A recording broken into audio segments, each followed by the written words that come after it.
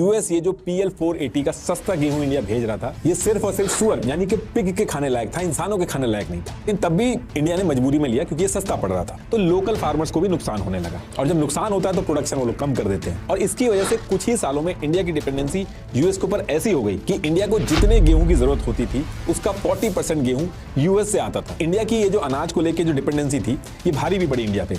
Year 1965 में पाकिस्तान के साथ जब इंडिया की लड़ाई हुई तो यूएस ने धमकी दी इंडिया को कि वो अनाज बंद कर देंगे। सेम ईयर में यूएस की वियतनाम के साथ वॉर हुई तो इंडिया ने बॉम्बिंग रोकने वगैरह के लिए स्टेटमेंट दे दिए थे। ये दोनों चीजें यूएस को बिल्कुल पसंद नहीं आई। यूएस के प्रेसिडेंट जॉनसन ने इंडिया का एक्चुअल में अनाज रोक दिया था और इंडिया के अंदर लोगों की बहुत ज्यादा हालत खराब हो रही थी। वो तो जॉनसन की बेटी थी, उन्होंने जॉनसन से रिक्वेस्ट की कि एटलीस्ट वो क्रिसमस में इंडिया के अनाज की सप्लाई न रोके। तब जाके जॉनसन ने कुछ अनाज के शिप भेजे इंडिया में। ये लोग अनाज रोकते थे और इंदिरा गांधी जी को बार बार मजबूरी में फोन करके घंटों रिक्वेस्ट करनी पड़ती थी यूएस प्रेसिडेंट से कि सप्लाई भेज दे। और एक बार इंदिरा गांधी जी को इतना डिसरिस्पेक्टफुल लगा कि उनको अनाज के लिए